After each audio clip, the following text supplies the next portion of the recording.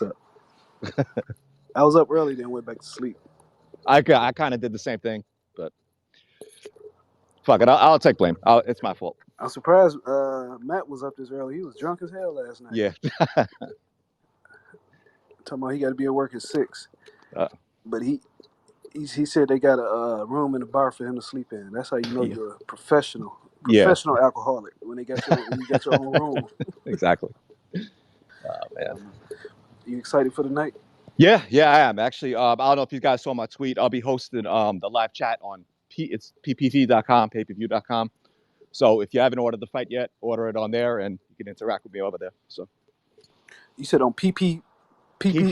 Yep. Pay-per-view, ppv.com. Yep. Okay, and if you order the fight on there, they have like a chat option on your computer and phone. Yes, correct.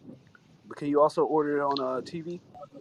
Yes, they have it through every platform. Yep. All right, how you come up with that gig? Is it region free? You said it's what? Can I order it if I live in the UK? I don't really know how to buy the fight. I asked that question. I didn't get the answer in time. I'm going to follow up with them because a lot of people from overseas have asked me that. Okay, thank you. That's strange they didn't have a fight available in the UK. So I know Fight TV. Fight TV is offering it in the UK. That I know. Oh, okay. Yeah, that's normal. All right. So other than that, I didn't realize so many people enjoy this show on Saturday mornings. They kept texting me and messaging me, asking me what time did it start. So yes, if we started on time, they wouldn't care, right? But now that we're late, all of a sudden everyone's concerned. Fake concern. Exactly. They just wanted something to bitch about. And we gave it to them. We delivered. We had a space in the morning in the UK as well, so I'm glad that these weren't clashing. So. All right. So what's going on besides the we all know the Tank fight? You got any other news for us? No, unfortunately, it's in a good way. That's dominating the headlines. It sucks that we're not getting a lot of other updates. The Zone teased a few dates. They made it seem like they were going to get ready to finally announce their global schedule, but the big holdup is they're still waiting on a few key UK dates. So I don't know if that's going to come. So we're waiting on the UK dates for next week or the week after. What about that? Yeah. Did you get any information on that? Did you get it? Did you confirm that March 18th with Virgil and Stanionis? Yes, Stanionis. Yes, that is definitely March 18th on the Zone. So Golden Boy will have a show in January. They will very likely have a show in February, and then March for sure. So, as far as I know, that's going to be their first very big show. Is the Stanionis Ortiz fight? Because you got Alexis Rocha and Anthony Young on the 20th. Yeah. Yes. Yeah. So there was a couple other options for Rocha. So considering the other options, I kind of like this one best. Anthony Young.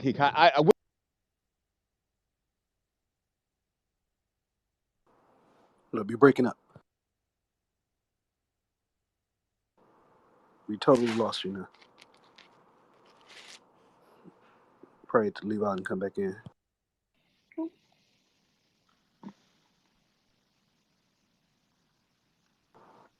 Yeah, you are gone. We lost you all the way, Jake.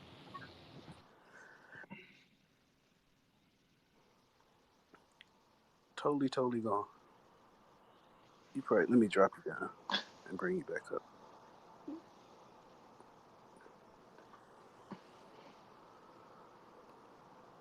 We have totally lost Jake. King P, how is it? What is looking like in DC?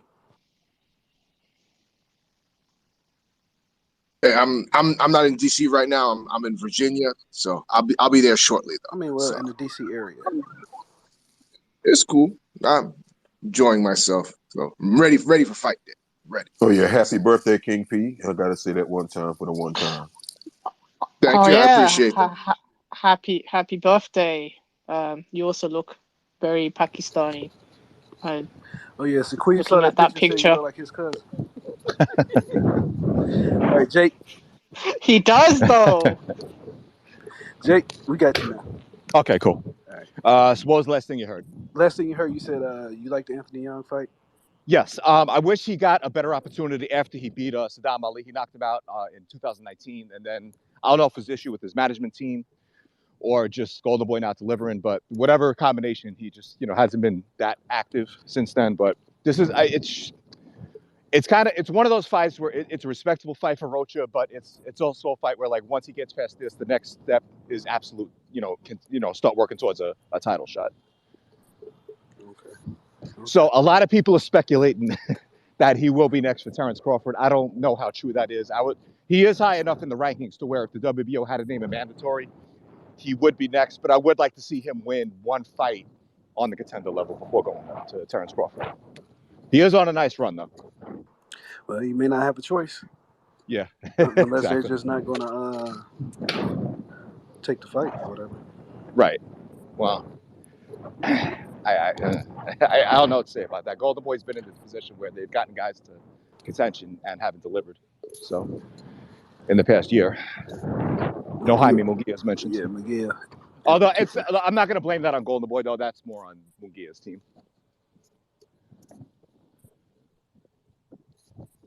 So yeah, okay. And you said the March 18th card is for sure. Go ahead. Did you get a location? Possible. I don't know the venue yet. I've heard 2 or 3 different ones. I know where he fought the last time.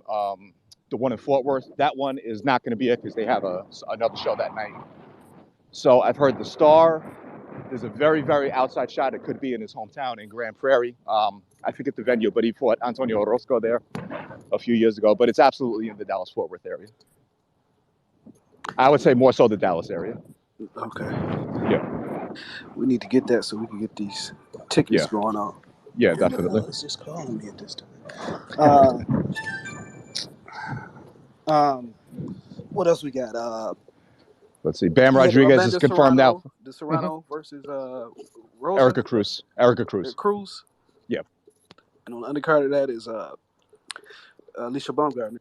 Yeah, Alicia Baumgartner and Elham Khalid. For both of those fights are undisputed. Big card. That's in New York, right? Yeah, it is. Richardson Hitchin and John Bowser. I like that fight as well. That's a fight that a lot of people are sleeping on. I guess it'll get more attention, as the card gets closer. But I was glad that one got made because there was rumors that Bowser's team wasn't going to take it. So that's a nice step up for Richardson Hitchens. Okay. So yeah, that's going to be a really good show. Yeah, what you think about Hitchens? You think he's the real deal? I'm sorry, say that again. I said, what's your outlook on Hitchens? You think he's the real deal? I do. I think he's legit. He's always wanted better than what he's been given. So, and it's not really anyone's fault. Again, he's one of those guys coming up. He doesn't have to be, real reward, but we'll see what the zone and Matchroom can do for him. I should say. We'll see if Keith Connolly. Okay. Hopefully, you can do something because we need. Yeah, I had a question. Hold on, we ain't at the question portion yet. We'll get to that. Jay, what you got going on background, Jay? You said what I got going on in my background? You hear us, Jake? Yeah, I can hear you fine. I'm just driving. Oh, okay. I'm in my car, so I don't. No one else is in there with me. You got us on Bluetooth? Yes. Okay, that's what it is. Yeah. What about this? What have you heard about? I heard a supposed rumor, that Fulton and Anui are in talks. You hear anything about that? That's definitely a fight they want. I would say it's speculation more so than a concrete rumor. It does sound like Fulton will not be fighting Brendan Figueroa next. I know he tweeted out a couple of weeks ago that he and his son got into a car. Yeah, they got into a car accident. Right. So to my knowledge, Figueroa is going to fight Mark McSayo for the interim featherweight title now. So that opens up a path for if Fulton wants the Inoue fight, and it's pretty much.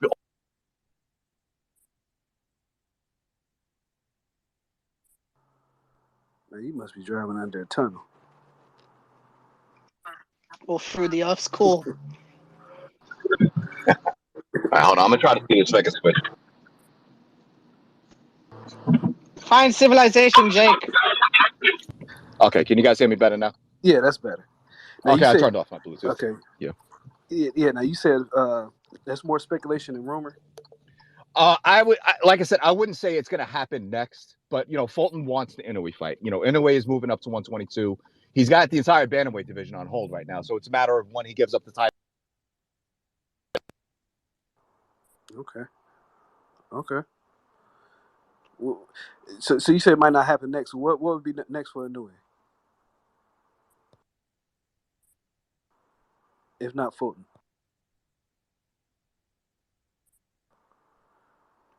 I think we keep losing him. See, Hello? yeah. Also, the title is false. We're not going. Inoue, The title false. We're not going at a new time. I was just running late, so I put that on there and try to play it off like this was planned. But it will be the regular time from now on. But yeah. So what's next for Inoue? If not Fulton. Okay.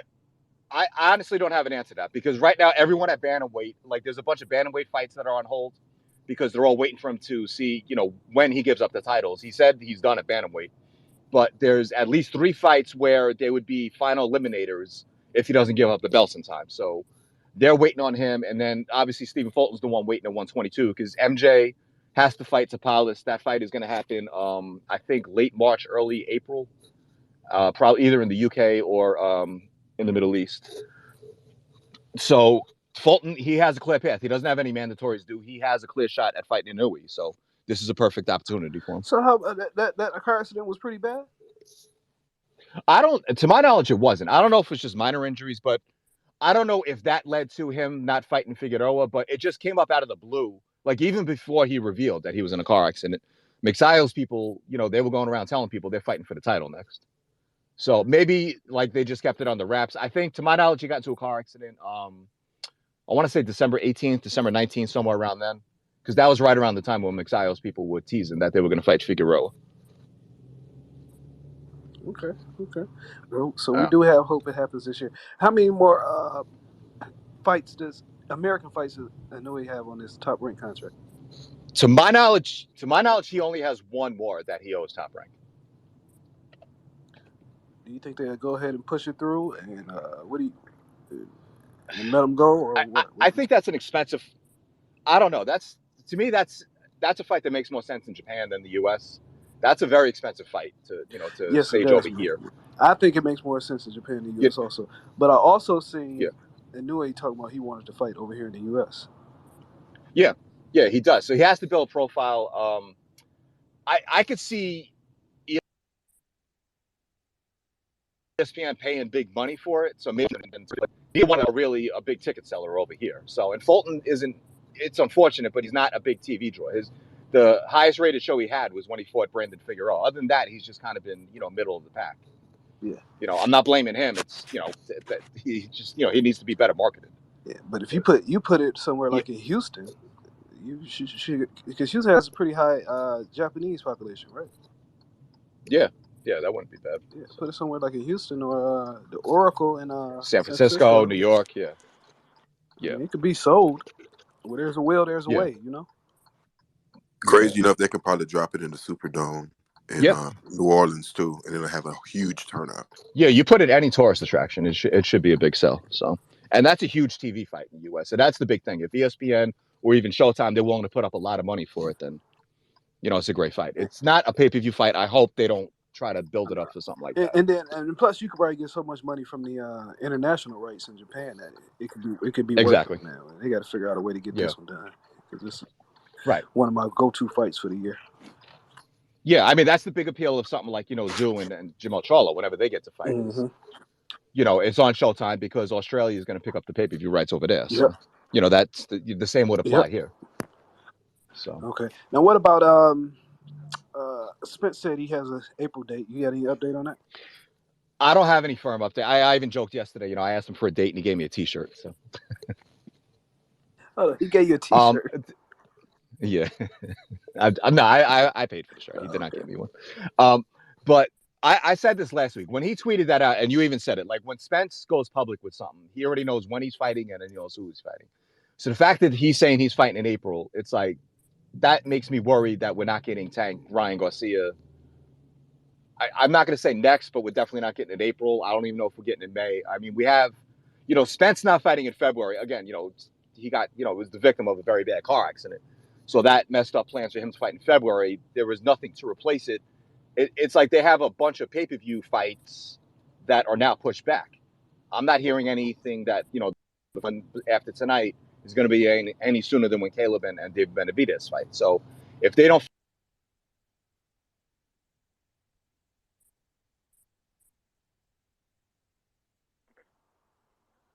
Broke up again.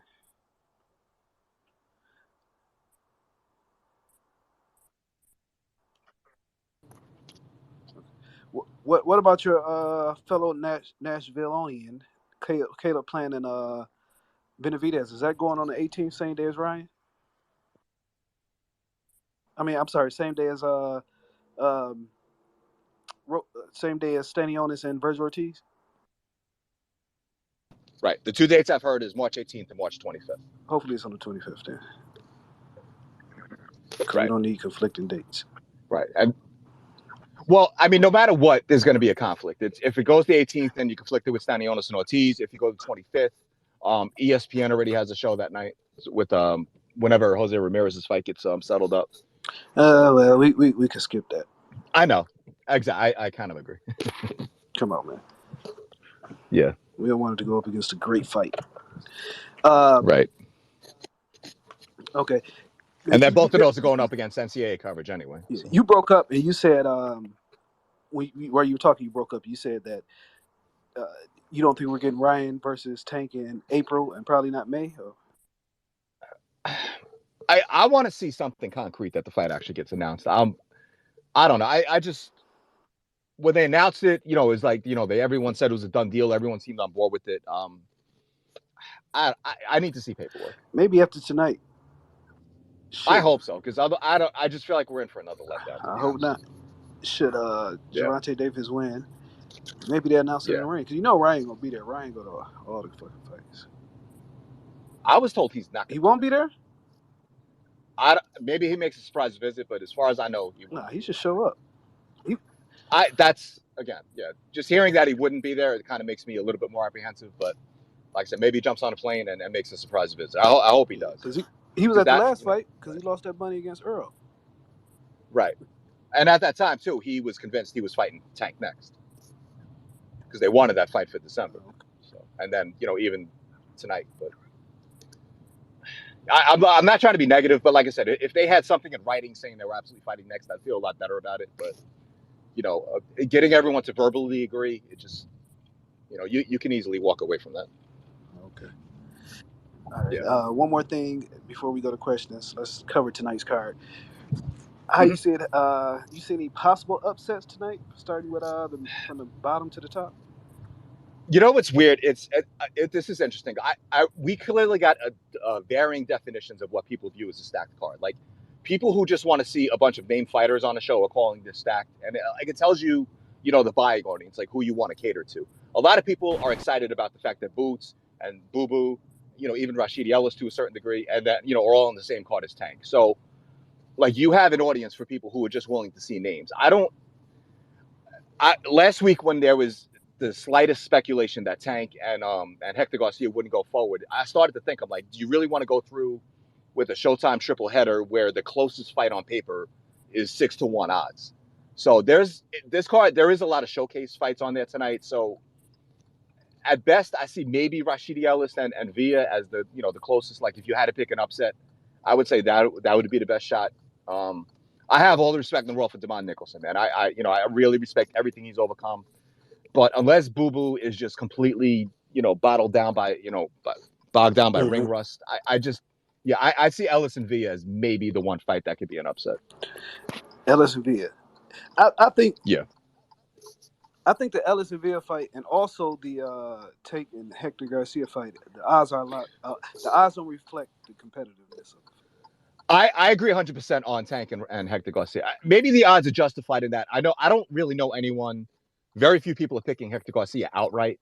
I've even said I think it's going to be a tougher fight than you would expect from like a 14-1 or 16-1 fight.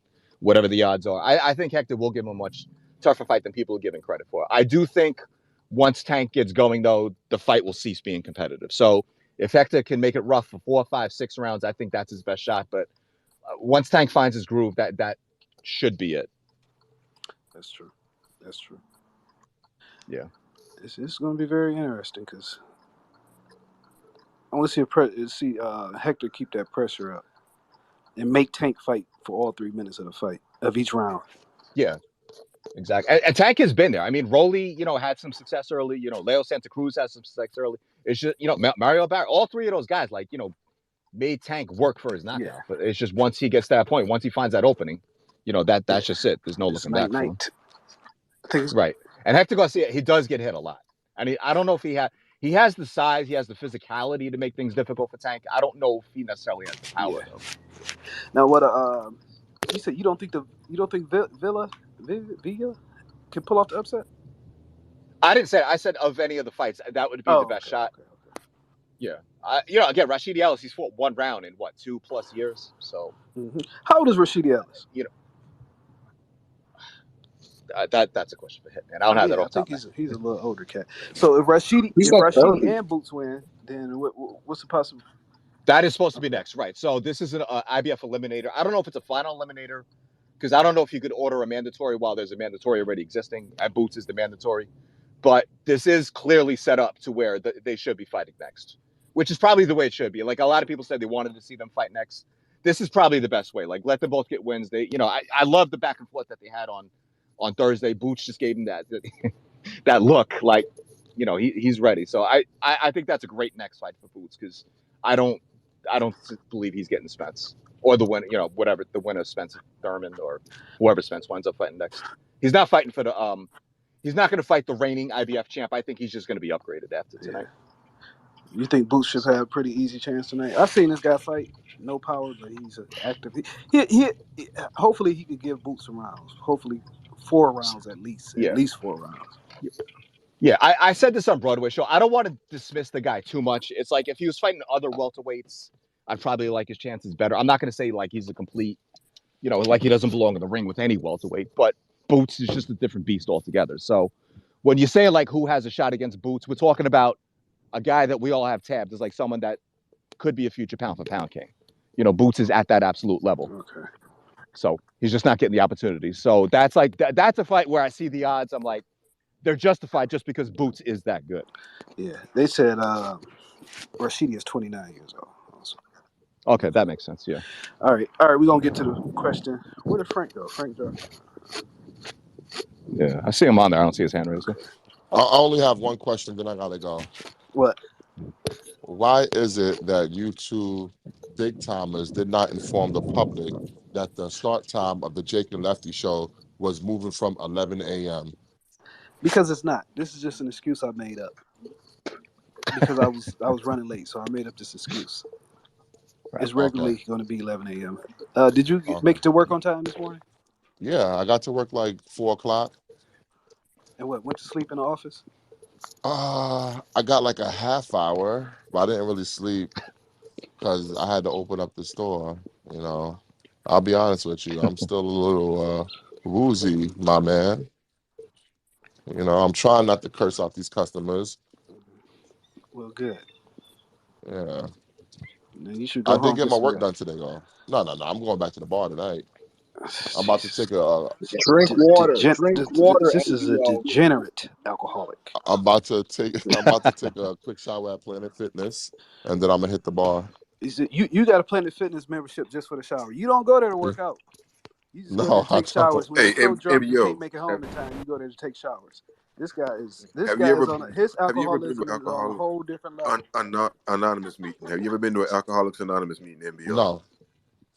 Okay, so Lefty, he's not an alcoholic. Right. He's a professional drinker. He is a degenerate functioning alcoholic. He got his own private room at the bar to sleep off his alcoholism. He got a membership at Planet Fitness to take showers. Hey, he helps him pay the rent, not to work out, but to take showers when he's running late.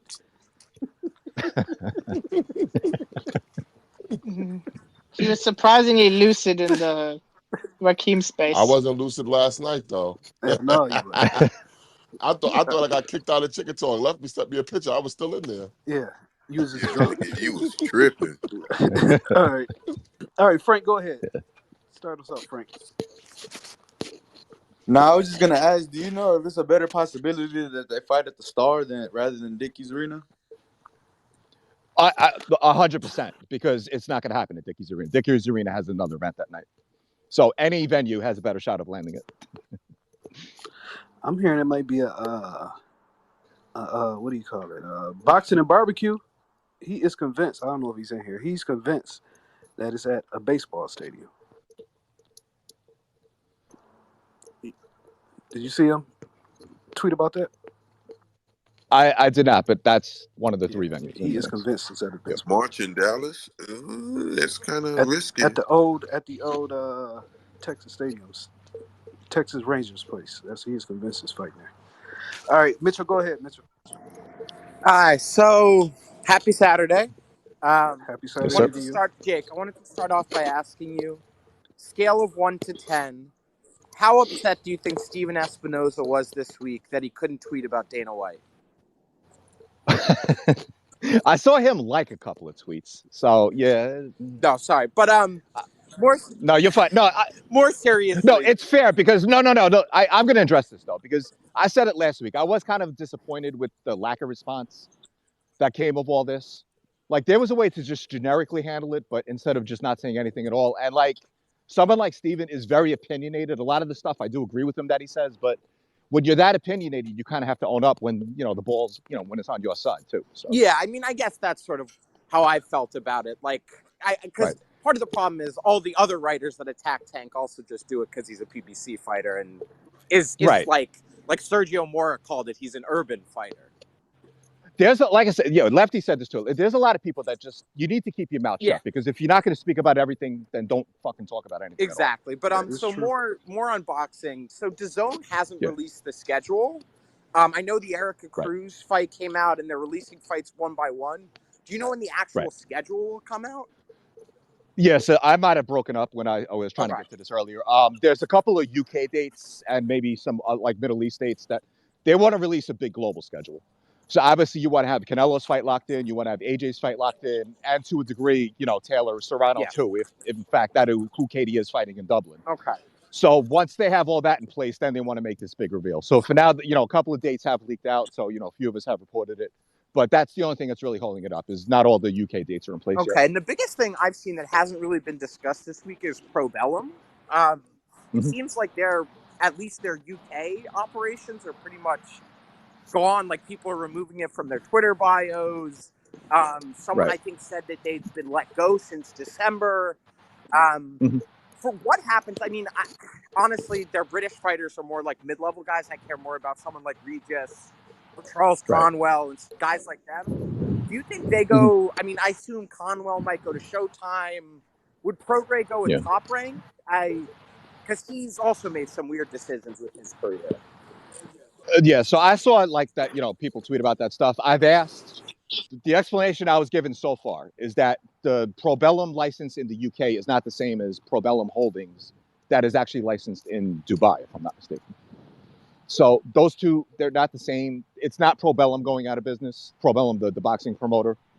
But people have been like, oh, there is truth to that. There is, there's a lot going on. But, the people I've asked as to whether or not it's actually going under, none of them have really given me a straight answer. They've all told me, they've heard nothing so far. They're asking the same questions we're asking. Are they still promising you a big 2023? Last year they said they were going to come out big, but it seems like maybe they're going to be delivering their fighters, but they don't have a U.S. platform, they don't have a UK platform, so it's they're going to. They don't have a UK TV deal, either, which is not helping them a lot. Because someone like Regis is someone that he needs to go to Top Rank at this point. But yeah, or PBC. And then for 126, what's up with what was it? I feel like we haven't got an answer on why Liam Wilson is fighting for the 126 belt over Archie Sharp. Because 130. 130. Yeah, hasn't Sharp been the mandatory or at least the number one contender for a while? I feel like that didn't ever get covered. So I've been given two drastically different explanations as to why that fight is not happening. The only real update I have on Archie Sharp is he's possibly fighting in late February. Okay, so is it something to do with not being able to fly to the U.S.? No, because if the fight pans out, he will be fighting in the U.S. That's the very And then strange lastly, thing. is Dogbe Robesi going to happen for a belt in maybe like the second half of the year? The most general answer I can give to that is there are a lot of fights that are held up on what would exactly be at stake. Okay. So Navarrete is fighting Liam Wilson. If he beats Liam Wilson, he'll have 10 days to decide whether he's going to give up his belt or he's going to drop back down to 126. So it's basically just about when he does that, because he's not going back down to 126. Right, because to my that would change Dogbe and Ramirez fighting for an interim title. And I assume probably Dogbe wants to wait to fight for a full title. Exactly, and I don't blame them. Okay. All right, thank you, Jake. Yep. Appreciate it. Yep, thank you. Appreciate Thanks. it. Good questions, Mitchell. Yeah. All right, go ahead, Ezra. Mitchell took about 10 of my questions. Anytime, my question is, Regis Prograis. Okay, so Ramirez turned it down. Is there any word on where they're going next? Did they ask Teofimo yet? Has he officially turned it down? Or so once Ramirez turned it down, I don't know if WBC did this because of this reason, but if they saw the writing on the wall, but they told Regis he can have a voluntary title defense while they figure out. They didn't want to go through the whole thing like what Shakur's going through, what Hrgovic went through last year with the IBF. They didn't want to have to go down the whole list, and they just told Regis go fight whoever you want next. But again, he has a promoter who doesn't really have a platform anywhere, so he's going to have to partner up with someone else. But the nonsense that Teofimo was tweeting, it's just that was complete nonsense. You might as well just say, I don't want to fight you. And the irony in that is he's saying that, Prograis is not allowed in the U.S. when he just fought in the U.S. The one guy he's chasing is Josh Taylor, who we still don't know if he's allowed in the U.S. And he is the one guy that had, previous ties to Kinahan. So I just, that was a very bizarre tweet. Yeah, Regis is a bizarre guy. Very bizarre guy. Teo, you mean? Yeah. I mean, Teo's a very bizarre guy. Very bizarre guy. Yeah. I mean, Regis wrestles crocodiles as well, so. Yeah. Right, Regis. I said Regis is on there on the bizarre. Regis is a little crazy, but he is. He's country. He ain't crazy. Hey, there you go. I got misunderstood, man. Yeah. All right, King P, go ahead. King P. What's going on, Jake? Hey, what's up, man?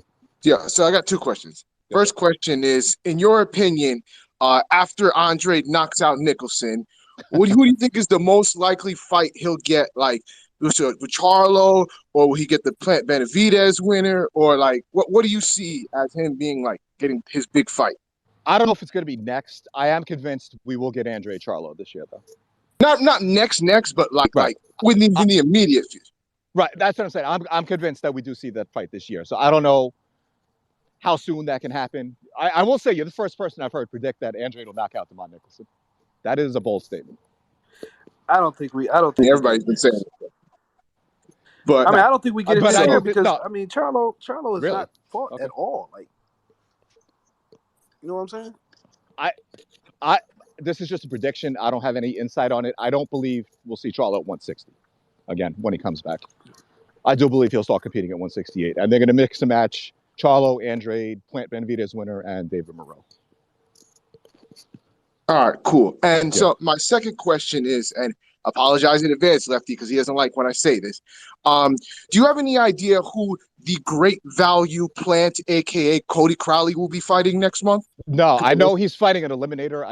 I've only heard speculation on the opponent, and I don't even know if it's a final eliminator because again, Keith Thurman is the mandatory right now, so you can't order a final eliminator when you already have a mandatory in place. Yeah, because I saw it was a WBC eliminator, so I was looking at like the list of who he would be fighting. Ugas is high up on the list, or just like who other guys that are right up. So I'm just trying to narrow it down. But I wasn't sure if maybe you had an idea. No, I don't, unfortunately. I've heard a couple of names, but it'd be speculation at this point. And I would need to know the stakes before, commented. I always said though it's a shame that his win over Cujotillo never led to him fighting for the IBF title. I still don't understand why that mandatory was not transferable in that. Yeah, me either. Hey, can one of y'all accept a co-host so I can add ASAP? Thank you. I don't know if Matt is still here. Made me co-host. There you go. Hold up. Okay, go ahead, Sellers. I'm gonna call you as soon as we get off here too, man. I forgot to call you back. All right, so Jake, right? What's up? Yes, sir. I've been seeing a lot of motherfuckers say, people say this. lately, and I got this is the question I got for you. I got two questions, but pretending the same thing. The question is, what did you see in Villa or his background with his history to make you feel that it could be a possible upset? And with that being said, do you think that the opponent should have been switched with Rashidi fighting Karen, and if this guy is tough, Villa fighting Boots? That's actually I like that second question. Unfortunately, the way the IBF structure is, Boots was going to have to fight Karen because Boots was in line. He's the first in line to fight for an interim title, so you have to go down the list of who's the next highest available challenger. They got to Karen, he accepted it. You can't bypass him in that regard. So, but that is a fair point. As far as Ellis and Villa, my statement on that was I was asked of these fights tonight if I had to pick a single fight that could possibly end an upset. Odds-wise, I would look in that one. Again, I don't know Rashidi if he could take a punch. He's fought one round in 2 years. Question, but that's why I was asking. Like, no, I get it. What made you say that? Because Rashidi, I know him, and I know his sister Rashida. He is actually a hell of a fucking fighter, and I don't think Villa touches him. I think he's going to blast him. I want to see that. I like Rashidi a lot, and to your point, when Rashida turns pro, I think she's going to be a pound for pound, like that number one. She is that damn good, and hopefully they get to the 2024 Olympics because she will win gold. With Villa, I don't honestly, I'm gonna be honest. I don't see any upsets taking place tonight. From 1 to 10 or 11 on this card. All right, I think every A-side fight is heavily favored. Yeah, we were just giving them a puncher's chance. That's all that was. Just giving them a puncher's chance. Out of all the cards on the fight, that's the one that we because he's a puncher, so we would give him a puncher's chance. But no, I think this is going to be a good platform for Rashidi to shut a lot of people up and prove that I don't know if I'd pick him to beat Boots. I don't know if I'd pick any welterweight to beat Boots, but this gives him the chance to show that he at least belongs in the ring with him. And the thing with Boots, Rashidi was pretty annoyed with Boots at the press conference where he kind of speculated that he was afraid of him because Rashidi's a very prideful person. He's not scary. He was just saying the money wasn't right. That's all he was saying. So now it's personal to him. So Boots better be prepared when they do fight. Exactly. And the thing I liked about that whole exchange too is Rashidi's biggest flaw is that he's a very nice guy, but he doesn't really give you a lot of good content as far as if you need to write about him. But he gave you a lot of that this week. You got to see a lot more of his personality. He opened up more. Yeah, because Brian Custer is good at starting shit. He's very good at getting shit started. He is super instigator. Yeah, and I like that they were sitting right next to each other while doing all that as well. They weren't on the opposite sides of the dais. Yeah, but he was extremely annoyed with. Yeah, good. Yeah, we like that. All right, go ahead, Mark. Yeah, and I think that actually, I'm sorry, I'm saying one more thing. I actually think that'll lead to a better performance by Rashidi because he sees what's lying ahead. He's not just fighting for the sake of a fight. He knows that he has a clear shot at fighting Boots next. Yeah, thanks, Jake. You got it. Thank you. Yeah. All right, go ahead, Marshy. How you doing, Jake? How you doing? Hey, Marshy. How are you? How you doing? I just wanted to ask, is there been any more movement on Haney and Lomachenko, and is there an opponent in place or anything for Shakur Stevenson as well? For Haney and Lomachenko, movement would be moving further down the calendar. I know Haney wanted the fight to take place before Ramadan. I don't believe that's going to be the case. I do think it's going to wind up being in May. I don't know where it's going to take place, though. I've literally heard the literal quote I was given was, "If it's on the map, it's in play." So there is a bunch of locations in play. Although I don't know if it's going to happen in the U.S. to be honest. Hold on, but it will happen. Say that again. You don't know that happened in what? I'm not 100% sure it'll happen in the U.S. Haney versus Lomachenko, yeah. It could, or it could not. I mean, what would be the alternative? Ukraine? Interesting. No, definitely not. Middle East. That it's hell no. Again, we're talking speculation. Let's not look. It's not. Nothing is firm. The only thing that's firm is that it very likely will not take place before Ramadan. As far as Shakur, I have not heard anything that Yoshino was not taking the fight. It's either going to be Yoshino or Jermaine Ortiz, as we all predicted all along. I was told Yoshino is very interested in taking the fight. All right, cheers, mate. I hope your speculation on that shit happening in the Middle East is wrong. I plan on going to that goddamn fight. Like I said, I hope it's a red herring, but I haven't heard any location so far on that. I was told it could be Vegas, it could be the UK, it could be the Middle East. Man, just, I had also we Lou, he was on the space like probably a week and a half ago, and he said he was kind of alluding to it being pay-per-view. That part I have not heard yet. Because when he was talking about how they I'm trying not to going make to say fight, no. he was like, Yeah. "Well, it's a lot of you don't want to put it around a lot of pay-per-views." And I asked him, Right. "Was this going to be pay-per-view?" He was like, nothing's out of the question. Nothing, nothing's out of the equation. But they were trying to schedule it around other non-pay, other fights that weren't pay. They didn't want to crowd it up with the rest of them. Yeah, I got you. I don't know. I feel like once after tonight, once March hits, we're good. Unless you want to count Broner, I mean, we're getting a pay-per-view every month pretty much. So it's going to be tough to navigate around that. That is true. That is true. Go ahead, Gary. To be honest, I think Truth was just before me, so I'll let Truth go. I think bad. Truth was waiting. Hey, what's going on, Jake? How you doing? What's up, A-Side, man? Congrats on the shout out this week with Tank. Appreciate it, man. Appreciate Yes, it. sir. So we had a chance to catch up with Samson, and I interviewed him, and he said that Benavidez and Morrell is already signed and done. But the WBA came with the mandatory. So now I'm wondering, with Morrell being like kind of off schedule with Benavidez, can we still get that fight this year? Samson said the same thing last year. Samson be lying and we didn't get it. off. Yeah, this dude be lying so goddamn crazy. I remember he did that last year too. It was a Fortuna fight where he said something was 100% done, and then he wound up fighting. Yeah, Samson, man, he be lying. He also said exaggerating. I should say. Yeah. Samson always got a story. If I'm not mistaken, he also told you that Fundora was fighting Terrell Gausha. That fight maybe could happen, but Gausha is not ranked by any sanctioned body right now. So yeah, Samson throws a lot of red herrings out there. I don't know if he's gotten in trouble because Samson is usually too truthful. Like he's gotten in trouble for like telling me, just letting me, oh yeah, this fight's happening 100%. So maybe he's just leading us astray on purpose. But yeah, Samson, man, you got to take it with a grain of salt when he say something. He'll tell you exactly what you want to hear. Yeah, I will say, look, I love Samson to death. I did take exception to, I think it was your interview as well, A-Side, if I'm not mistaken. He was talking about Tony Harrison, and he didn't even mention Alicia Baumgartner by name. He just referred to her as his girlfriend. Yeah.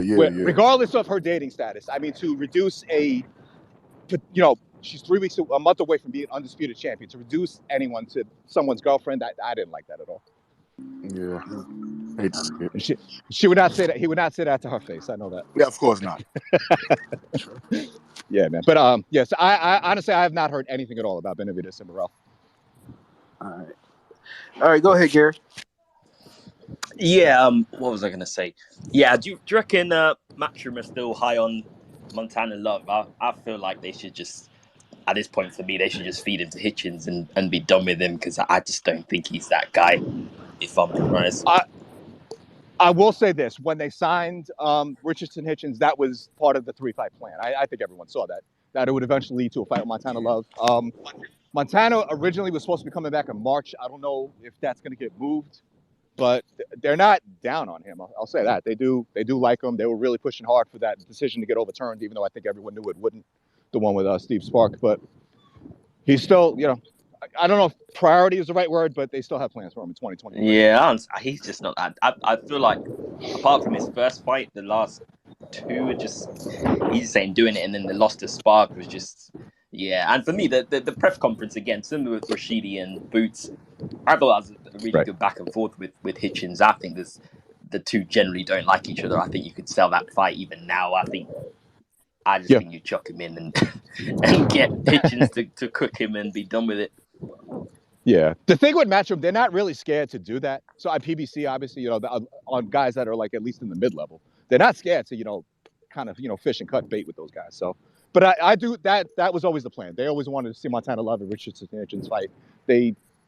At least I can't say for Love. I could definitely say Richardson Hitchens does not have any respect whatsoever for Montana Love. So yeah, I think they're in a good position with a couple. I think even I've seen something about Raymond Ford and maybe getting the Kiko Martinez fight. That will be fire again. Yes, that if that fight happens, I was told it has a good chance of being on the BAM card. Yeah, again, that would be a nice fight. And then another one I've always said again, I think the Ammo and Cash one, I'm hearing rumors it might not happen, which would be a shame. But again, that was a nice 50-50 fight where one guy's stock rises, another guy falls away, kind of thing. Yeah, but I love fights like that.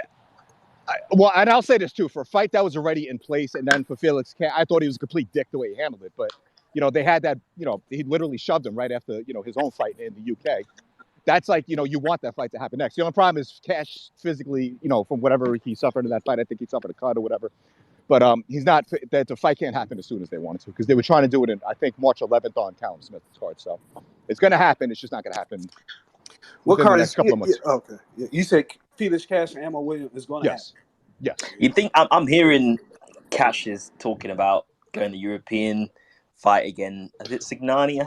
I don't know. I'm hearing he's trying to back Oh, he out can the go fight, which is European after Ammo whoop his ass. He can go to European. Right? I hope so too. I said this from the moment that the fight was rumored. It's that it works to Ammo's advantage that Eddie thinks so highly of these domestic level guys, because I think that's easy work for Ammo. So yeah. All right. Nice one. Thank you, Jake. Thank you. And the winner of that, to me, automatically catapults himself into the top 5 of the middleweight division. Automatically. Yeah. And I said this, going into the end of last year. I actually thought Ammo was the best I'm not big on prospectors. The line is so blurred. But to me, he's a perfect prospect in that he had that final phase in 2022. He was very active. He fought 4 times. And now, like I said, beating Felix Cash will put him in contention, just like you said. Yeah, to me, he's the epitome of like what a prospect should be. Yeah, this is a perfect fight for both of them, because they automatically will catapult themselves into the top of the division, because the division is so weak right now. Yeah, and especially if you said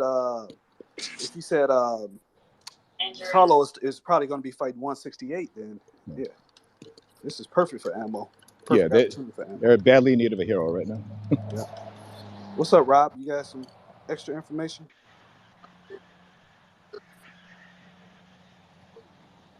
Rob, Mr. T-Butt. Let's get here. Hello, Rob. Right. Hey, Rob. You probably can't hear. Sequid, you had a question? Yes, I did. Did I mishear you earlier, Jake, with regards to Ahmad Ali versus Tapales? You said it could happen in the Middle East or in the UK? Yes. Yeah. To my knowledge, it's not going to. I thought it was going to be on the BAM show. To my knowledge, it will not take place there. I'm surprised you said UK. I'm just wondering what kind of cards it would be added to, whether it's a chief support of a existing matchroom card or something that's not been revealed on the schedule yet, because I know Matchroom UK schedule hasn't particularly. It's been quite patchy right now. Yeah, still hearing. It's as far as I know, it's something that's not yet revealed. I couldn't even tell you the main event, but that's why I said the Middle East, because I know they have the championship series over there. They could wind up over there. But when I asked if it was going to be BAM, they said no, not BAM, no BAM card, no US card. That's what I was told. I see. Thank you very much. Yeah, you got it. Yeah, no, because I thought like with BAM, with going back to San Antonio, they were kind of. Sorry, I thought they were going to replicate what they did last June with MJ. He was on that card. Ray Ford was on that card at a women's title fight. But it doesn't sound like MJ Tapales is going to be a part of that plan. Well, I guess I'll, if it's in the UK, I might see if I can try and roll by and watch that. Yeah, I'll try to get a firmer update. Right. Thank you. All right, go ahead, Sellers, again. Oh, yeah, this was about that Montana Love shit. I just wanted to hear from Jake's perspective. Did you think that was justified for the referee to do that? Because it was weird. I've heard a lot of good arguments. I agreed that the way Steve Spark got up so quickly, David Fields could have taken a second or two to evaluate, okay, this guy is up. He wants to continue. Call timeout, take 2 points for Montana Love, let them fight. I like Montana Love a lot. There's no way in hell he can argue with anyone that it wasn't intentional. He meant to, I don't know if he meant to shove him all the way out the ring, but he definitely meant to do what he did. That was intentional. But you don't think it's justified for him to disqualify him, though? Going by the absolute letter of the law, I mean, he had, he was able to plead his case. It's like, well, this is what happened. He shoved him out of the ring. In his mind, it should have been automatic disqualification. I think David Fields could have used he could have made a judgment call and let that fight continue. Discretion, but it was he's correct, but he could have used some discretion. Exactly. Yeah, dude was about to get cooked anyway. I don't care. He was about that shit was so weird. I was like, I want to hear. Yeah. I'm glad y'all talked about that today. Cause I'm like, yo. Yeah. I just don't feel that shit was justified. I'm like, yo, bro, something had to be up with that, because he hopped right up. He was not hurt. He was not shook it. Nothing. Like, let's fight. So I don't think it's really about the severity of he didn't disqualify him on the severity of right. Stevie Sparks. He disqualified him on the action itself. Right, just a foul. left. Yeah. Left. But in the ring, some the emotions be high. Sometimes guys did worse stuff than that, and they continue to fight. So it seemed to me like he could have. I was surprised he was quick on the trigger too. But if it hard gets warning and overturned, took a point. he was justified in disqualifying him. And if it gets Right. overturned, you can also see a justification for it being overturned, in my opinion. Right. Right. Go ahead, Hitman. Hey, Jake, Lefty, what's going on, y'all? What's up, Hitman? Any news on when David Morrell's gonna fight next? No, I have not heard anything. All right, thank you. Sorry. Oh, and just to say this too, David Morrell was at the Michelle Rivera Frank Martin fight, and he was fucking huge. All right, go ahead, Rob. Hello, yeah, I just seen a video. Hey, Rob. Go ahead. Happy New Year, Rob. What's good? Hello, Jake. Hey, Rob. I was wondering. I'm new back off my break over Christmas. What's the latest with a replacement for Tim Tszyu and obviously Jamal pulling out? And what's the situation with Tim Tszyu? So I've heard a couple of things. One, I touched on it last week. I was told there's a little bit of progress on it that he could possibly fight Bakram, the IBF mandatory, and that would create something of a super mandatory. It would be for the interim WBO title. The other rumor I heard was Tszyu and Tony Harrison, but I don't think that's going to happen. But I get the sense that if Bakram is ready to return that quickly, that's the fight we will get next fall. Thanks, Jake. Thank you. All right, go ahead, Marshy. Jake, is there any news on maybe when Bivol can come back? Is there talk of him fighting Canelo again, or are they just going to wait and see? I will say 99.99999% he is not fighting Canelo next. I don't even know if that rematch is really going to happen. I know they're talking about it, but Buatsi is the name I keep hearing. I don't know how firm that is. He's definitely getting a voluntary defense next. And that's why I even speculated, like, if he returns to that championship series, we could see like a Bivol, MJ, Tapalis, doubleheader, something like that. But Buatsi's the only name I've heard about. I just don't know how firm it is. All right, cheers, mate. You got it. Thank you. All right. We're coming up on the hour. We got about 5 more minutes, so we're going to start wrapping it up. So tonight, your predictions for tonight, Jake? Full card. Okay, so from bottom to the top, Boo Boo by 9-1, probably 10-0 decision. I hope Demond has better success, but I think Boo Boo is going to give a 10-0 decision. I'm going to go wild and say Rashidi knocks out Villa. I think he's really going to make a statement, and then really deliver on that Boots fight. I'm going to say Boots inside. I think the over/under is 3.5 rounds. I will say he will hit the under. And then Tank Hector Garcia. I am going to say Tank by 9th round corner stoppage. All right. Go ahead, Rob. You got something? The final question is a direct one to Jake personally yes. for the first episode of 2023. What are your goals and ambitions for 2023, Jake? To really grow outside like my present role. I want to cover being in Dublin, especially Taylor Serrano happens. I absolutely want to be there for that one. I want to really cover more fights around the globe, like truly become a worldwide reporter. Please stop over at London if you can. Everyone who I've told that I'm going to Dublin, they all said it's a quick flight from Dublin to London. Please. So yeah, I'm trying. My wife and I are talking about making like a 2-week, true European vacation, or at least a UK Ireland vacation. Stay away from the beans. Jake, stay away from the beans if you go there. Don't let them. I will give you Stay strong. I'll give you a train ride for my driving cab on the underground if you ever do decide to come. That is a genuine invitation. Okay, I appreciate that. And visiting the ID boxing headquarters in London is 100% must when I go there. You're welcome whenever. Absolutely, I appreciate that. But yeah, like I said, I like to think I do a good job of covering every major fight around the world. So I would like to be around the world covering major fights. Rob, when you posted that picture of y'all working in the office, did you actually do any help, or did you just post a picture and leave? Oh, the office or the studio? Yeah, the studio. The studio, I have had absolutely nothing to do with that at all. I'm gonna You should at least be put on a hard. You know you should hire to do that, Ricky. I saw Ricky in a hard hat. No, no. Ricky. You want the building to fall down by the foundations.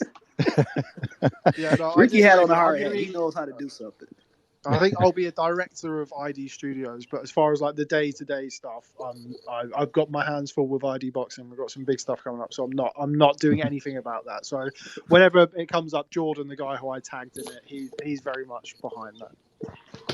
All right, Undisputed, go ahead. You get the last question. Good afternoon, good evening, everyone. I would say Happy New Year, but I was told not to.